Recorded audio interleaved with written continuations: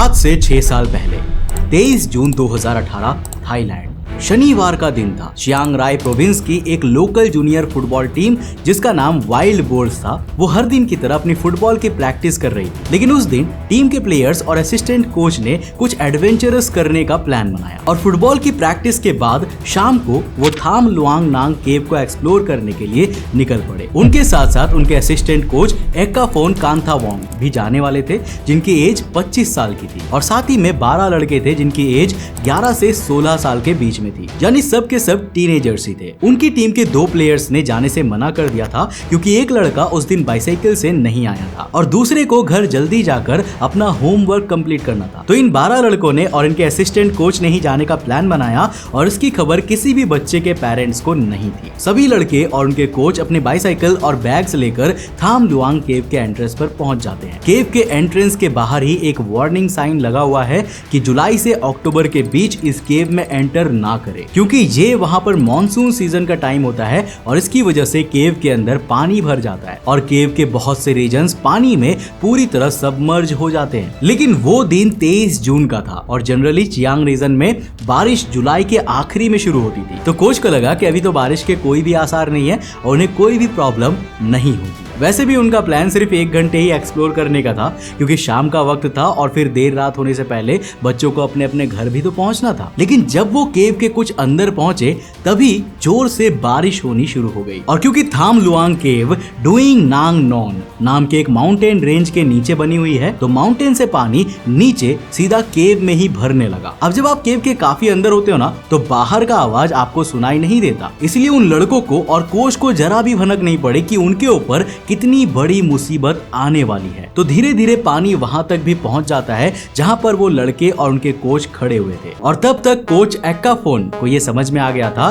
कि अब जब तक पानी का लेवल कम नहीं होता है तब तक बाहर जाना पॉसिबल नहीं है, क्योंकि वो ऑलरेडी केव के काफी अंदर पहुंच चुके थे और जब पानी बढ़ने लगा तो उन्हें मजबूरन केव के और अंदर जाना पड़ा। और ऐसा करते करते वो केव में एक ऐसी जगह पर पहुंच गए जो पानी के लेवल से 14 फीट ऊपर और केव के लोएस्ट पॉइंट से 124 फीट ऊपर थी, और इस जगह पर वो सुरक्षित थे। इसको चेंबर 9 कहा गया और ये केव में पटाया लेक नाम की जगह से थोड़ा आगे थी। तो अब तक बच्चे केव में फंस चुके थे और देर रात हो चुकी थी, और जब बच्चे देर रात तक घर नहीं पहुंचे तो उनके माता पिता ने फुटबॉल टीम के हेड कोच को फोन किया। जब हेड कोच ने अपना फोन चेक किया तो उनके फोन पर 20 मिस कॉल आ चुके थे और सभी पेरेंट्स अपने बच्चों के बारे में पूछ रहे थे। तब हेड कोच ने फुटबॉल टीम के असिस्टेंट कोच एक्काफोन, जिनका निकनेम इयाक था, उनको भी फोन किया, लेकिन उनका फोन नहीं लग रहा था। फिर उन्होंने एक एक करके फुटबॉल टीम के बच्चों को फोन किया, लेकिन किसी का भी फोन नहीं लग रहा था। लेकिन तभी सोंगपोन कांथावोंग नाम के एक लड़के का फोन लग जाता है। सोंगपोन भी वाइल्ड बोर्स टीम का पार्ट था। वो हेड कोच को बताता है कि बाकी सभी लड़के और असिस्टेंट कोच एक थाम लुआंग केव एक्सप्लोर करने गए हैं, उसके पास साइकिल नहीं थी इसलिए वो नहीं जा पाया और घर आ गया। 23 जून की उस रात को बहुत तेज बारिश हो रही थी, लेकिन जैसे तैसे हेड कोच थाम लुआंग केव के बाहर पहुंचते हैं और उन्हें वहां पर लड़कों की बाइसाइकिल और बैग्स पड़े हुए मिलते हैं। वो ये भी देखते हैं कि पानी तेजी से केव में भर रहा है और बच्चे अंदर फंस चुके हैं। इसके बाद वो इमरजेंसी सर्विसेज को और पुलिस को कॉल करते हैं और साथ में बच्चों के पेरेंट्स भी वहां पहुंच चुके होते हैं।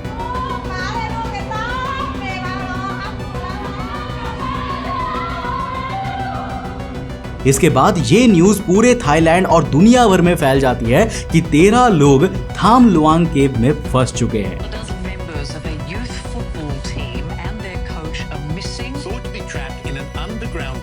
थाईलैंड के नेवी सील्स की टीम भी वहां पर पहुंच जाती है। मीडिया के लोग और एम्बुलेंस सब कुछ वहां पर पहुंच जाता है और जो जगह कुछ टाइम पहले बिल्कुल वीरान थी अब वो एक छोटे शहर जैसी लग रही थी। उधर वो लड़के और उनके कोच केव में बहुत अंदर तक जा चुके थे और एक एलिवेटेड एरिया पर वो बैठे हुए थे। उन्होंने रात वहीं पर बिताई। असिस्टेंट कोच को लग रहा था कि शायद सुबह तक पानी कम हो जाएगा और हम बाहर निकल जाएंगे, लेकिन ऐसा हुआ नहीं। लड़कों के पास खाने का कुछ भी नहीं था क्योंकि वो बस 1 घंटे के लिए अंदर जाने का सोच कर आए थे, इसलिए वो खाने के लिए कुछ भी साथ में नहीं लाए थे। हालांकि उनके जो कोच थे वो एक मॉन्क था और उन्हें लंबे समय तक फास्ट रखने का एक्सपीरियंस था, इसलिए उन्होंने बच्चों को मेडिटेशन करना सिखाया और एक पर्टिकुलर तरीके से सांस लेने को कहा ताकि वो अपनी एनर्जी को सेव करके रख सके जब तक कि बाहर से कोई उनकी मदद के लिए नहीं आ जाते। नेवी सील्स केव्स के अंदर घुसने की कोशिश करते हैं, लेकिन पानी का बहाव इतना ज्यादा तेज था कि उन्हें कुछ दूर जाकर फिर वापस लौटना पड़ता है। दरअसल थाई नेवी सील्स को ओपन ओशन और सीज में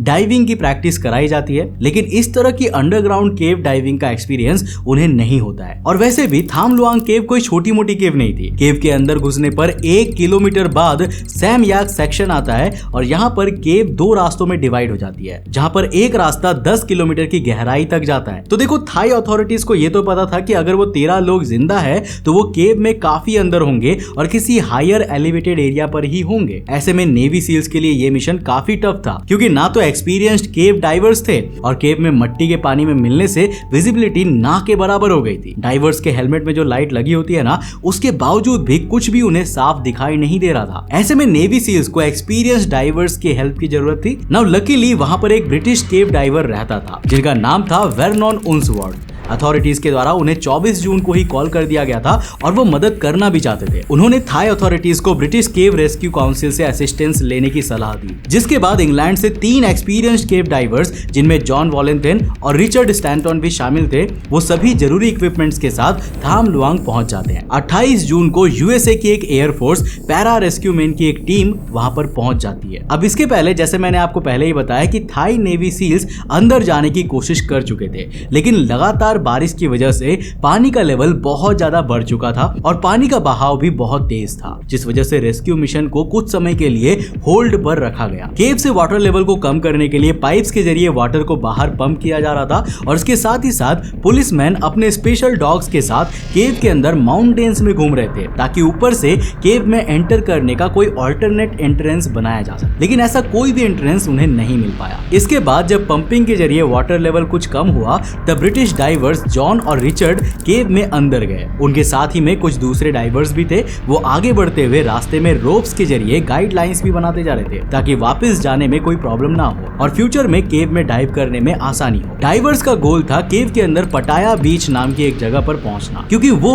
बाकी केव से थोड़ा ज्यादा एलिवेशन पर थी और हाई चांसेस थे कि सभी लोग वहीं पर होंगे। लेकिन जब डाइवर्स केव के थोड़ा ही अंदर पहुंचे थे कि तभी मिशन को सस्पेंड करना पड़ा, क्योंकि बाहर फिर से तेज बारिश होने लगी। इसके बाद 2 जुलाई को जब मौसम में कुछ सुधार हुआ, तब सर्च ऑपरेशन फिर से कंटिन्यू किया गया। अब आप सोच सकते हैं कि 24 जून से लेकर 2 जुलाई तक, इतने लंबे टाइम तक वो बच्चे वहीं पर फंसे हुए थे और उनके पास खाने पीने का भी कुछ सामान नहीं था। तो इस बार भी जॉन और रिचर्ड का प्लान पटाया बीच तक पहुंचने का था और काफी लंबी और थका देने वाली डाइव के बाद आखिरकार वो पटाया बीच पहुंच गए। लेकिन वहां पर भी उन्हें उन 13 लोगों का कोई भी साइन नहीं मिला। इसके बाद उन्होंने थोड़ा और आगे जाने का फैसला किया। हालांकि वो करना उनके लिए ठीक नहीं था, क्योंकि डाइविंग का एक रूल होता है कि एक तरफ के रास्ते के लिए आपको अपने ऑक्सीजन टैंक की 1/3 एयर को ही यूज करना चाहिए और बाकी 1/3 रिटर्निंग में वापस आने के लिए रखनी चाहिए और 1/3 को एज ए रिजर्व के तौर पर रखना चाहिए। और जॉन और रिचर्ड ने ऑलरेडी काफी एयर यूज कर लिया था, लेकिन फिर भी उन्होंने थोड़ा और आगे सर्च करने का सोचा, क्योंकि उन्हें यह पता था कि चेंबर 3 में एयर सिलेंडर्स रखे हुए हैं। चेंबर 3 एंट्रेंस से थोड़ी दूरी पर था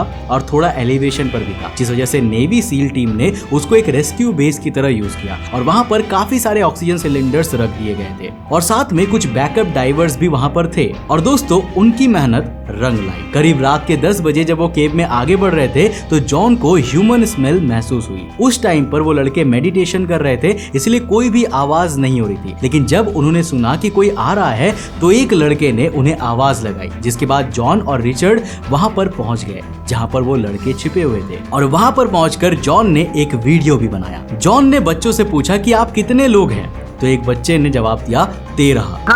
How many of you? 13. Brilliant.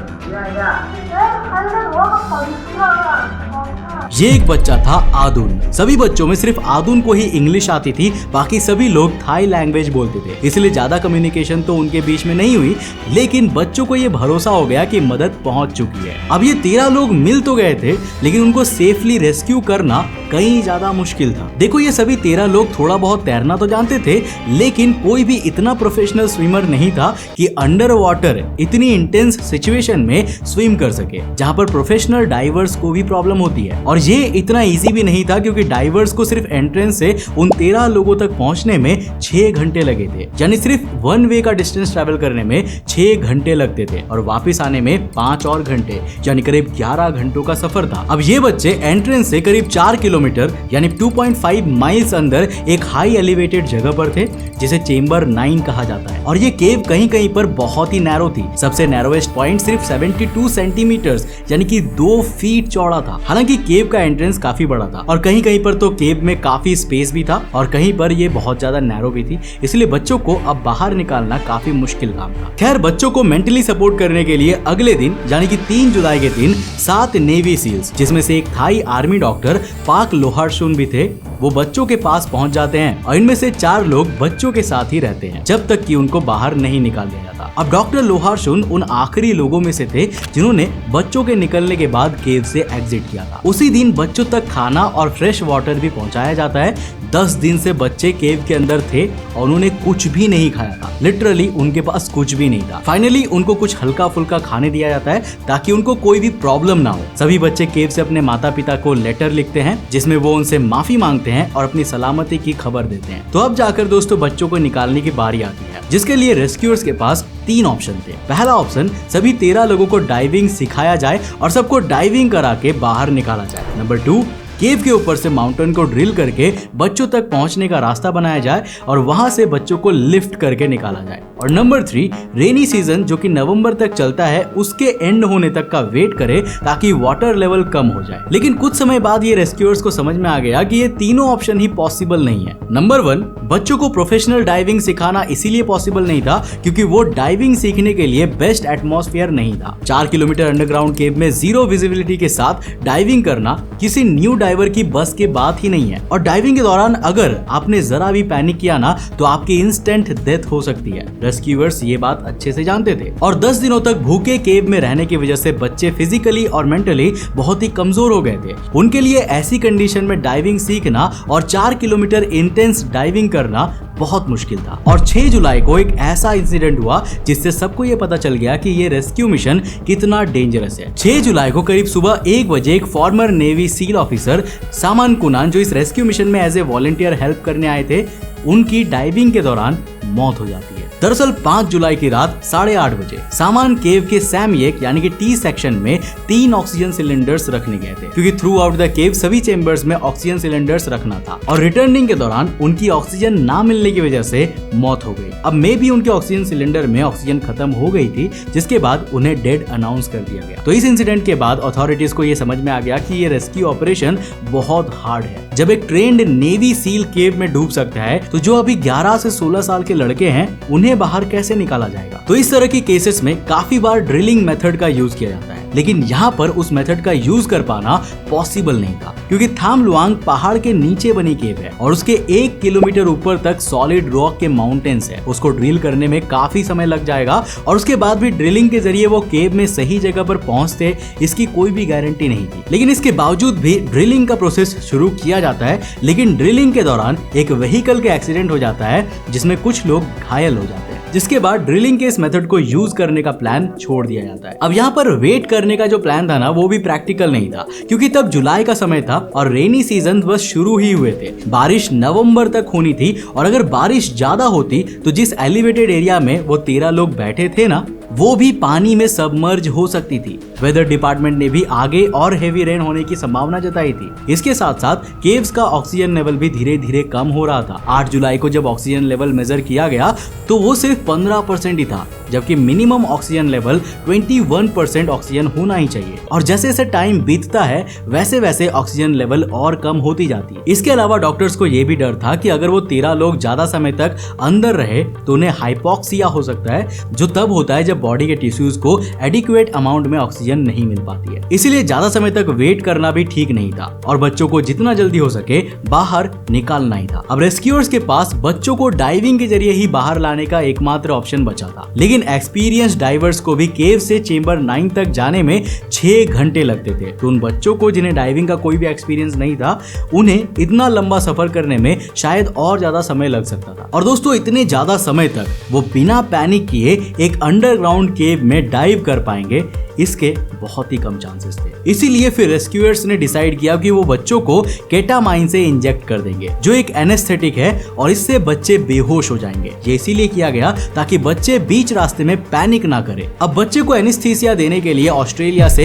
एक एनेस्थेटिस्ट रिचर्ड हैरिस को बुलाया गया, क्योंकि हैरिस को 30 साल का केविंग एक्सपीरियंस भी था और वो एक प्रोफेशनल केवर भी थे, जिन्होंने कई सारे रेस्क्यू मिशन किए थे। एनेस्थीसिया देने के साथ साथ उनको एक वेट सूट, बॉयंसी जैकेट और एक फुल फेस डाइविंग मास्क पहना दिया गया, जिससे बच्चों को नाक और मुंह दोनों से ऑक्सीजन मिलता रहे, और एक एयर सिलेंडर जिसमें 80% ऑक्सीजन थी उसको उनके चेस्ट से अटैच कर दिया गया। रेस्क्यू के लिए 18 केव डाइवर्स को सिलेक्ट किया गया, जिसमें से 13 इंटरनेशनल डाइवर्स थे और बाकी 5 नेवी सील्स थे। हर एक बच्चों को एक डाइवर बाहर लेकर आने वाला था। प्लान ये था कि एनेस्थीसिया देने के बाद और सभी डाइविंग इक्विपमेंट बच्चों को लगाने के बाद उनको एक डाइवर अपने साथ लेकर जाएगा। बच्चों को डाइवर्स के साथ एक रस्सी से बांध दिया जाएगा ताकि पुअर विजिबिलिटी के चलते वो कहीं पर खो ना जाए। अब केव के जिन पार्ट्स में पानी भरा था ना, वहां पर एयर टैंक्स और बाकी इक्विपमेंट्स के साथ टोटल 90 और डाइवर्स को रखा गया था, ताकि जब कोई डाइवर बच्चे को साथ लेकर वहां पहुंचे तो उनके सिलेंडर्स की एयर को रिफिल किया जाए और बच्चों को दोबारा से एनेस्थीसिया दिया जाए, क्योंकि जो एनेस्थीसिया बच्चों को दिया गया था वो पूरी जर्नी के लिए इनफ नहीं थी। उसका असर 45 मिनट से 1 घंटे तक ही रहता था, इसलिए जर्नी के बीच में बच्चों को कई बार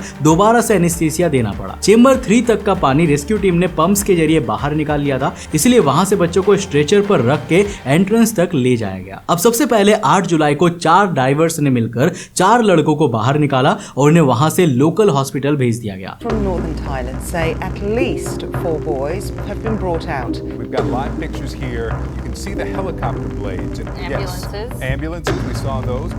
फिर 10 घंटे तक सभी सिलेंडर्स को रिफिल किया गया और फिर 9 जुलाई को 4 और बच्चों को सेफली बाहर निकाल लिया गया। 10 जुलाई को बाकी 4 बच्चों को और आखिर में उनके कोच याक को भी बाहर निकाल लिया गया। इस तरह से ये रेस्क्यू मिशन कंप्लीट हुआ। सभी 13 लोग सही सलामत वापस आ गए, लेकिन farmer navy seal officer Simon Connon mission के दौरान मारे गए। और इस रेस्क्यू मिशन के दौरान ना बेरुट पाकबरा नाम के एक नेवी सील को ब्लड इन्फेक्शन भी हो गया था, जिसके चलते मिशन के 1 साल बाद उनकी भी मौत हो गई। इन 2 कोजालिटीज के अलावा और कोई भी कोजालिटी नहीं हुई। पूरे मिशन में करीब 10,000 लोगों ने एज ए वॉलंटियर काम किया और इसमें 100 से ज्यादा डाइवर्स, करीब इतने ही नेवी सील्स, 900 पुलिस ऑफिसर और 2000 सोल्जर्स और 10 हेलीकॉप्टर्स भी इन्वॉल्व रहे। पूरे रेस्क्यू मिशन के दौरान करीब 1 अरब लीटर पानी को केव से बाहर पंप किया गया था। इस रेस्क्यू मिशन को पूरे वर्ल्ड वाइड देखा गया और सभी मीडिया चैनल्स ने इसको कवर किया था। A dozen members of a youth football team and their coach are missing. Thought to be trapped in an underground cave. Thailand, late June, the world watched and waited for the daring rescue of 12 boys and their soccer coach from deep inside a cave. थाम Luong केव rescue आज तक का one of the most dangerous rescue mission रहा है। इस पर कई सारी मूवीज और डॉक्यूमेंट्रीज भी बन चुकी है। थाम लुआंग केव को अब इस रेस्क्यू मिशन के मेमोरियल के तौर पर कन्वर्ट कर दिया गया है और नवंबर से अप्रैल के बीच में आप एक गाइड के साथ में सैम याक सेक्शन, जो कि एंट्रेंस से 1 किलोमीटर अंदर है, वहां तक घूम सकते हैं। केव के बाहर सैमन कोनान को ट्रिब्यूट देने के लिए उनका एक स्टैच्यू भी बनाया गया है। तो दोस्तों, ये थी थाई कनाल के रेस्क्यू मिशन की पूरी कहानी। ये कहानी हमें ये सिखाती है कि हमें जिंदगी में कभी भी अपने साहस को नहीं छोड़ना चाहिए। जिस तरह से उन 13 लोगों ने केव के अंदर फंसने के बाद भी अपनी आखिरी सांस तक वहां पर खुद को जिंदा बचाए रखा, मेडिटेशन किया, पैनिक नहीं हुए और साथ ही साथ खुद को जिंदा रखा, जिसके कारण इतने लंबे समय के बाद आखिरकार उनके पास मदद पहुंची और वो सही सलामत निकल पाए। इसी तरह अगर आपके भी जिंदगी में कठिन समय चल रहे हैं तो आपको भी पैनिक नहीं करना चाहिए। कभी ना कभी अच्छे दिन जरूर आएंगे। दोस्तों, उम्मीद है कि ये कहानी आपको काफी ज्यादा पसंद आई होगी। अगर पसंद आई तो इस वीडियो को लाइक करने के साथ साथ अपने दोस्तों के साथ जरूर शेयर करना। अगर आप नए चैनल पे तो इस चैनल को सब्सक्राइब करने के साथ साथ नोटिफिकेशन बेल ऑन कर देना। और अगर आपको ये वीडियो पसंद आई है तो मैं आपको रेकमेंड करूंगा कि आप अगली वीडियो इसे जाकर जरूर देखना, जिसमें हमने बात किया है कि आखिर क्यों यूएसए 14 मिलियन वॉर्म्स को पनामा में ड्रॉप करता है हर वीक। आखिर क्या है इसका रीजन? यहाँ पर टैप करके जाकर देखो, बहुत ही इंटरेस्टिंग वीडियो। मैं मिलता हूं आपको नेक्स्ट एपिसोड के साथ। तब तक के लिए बाय, जय हिंद।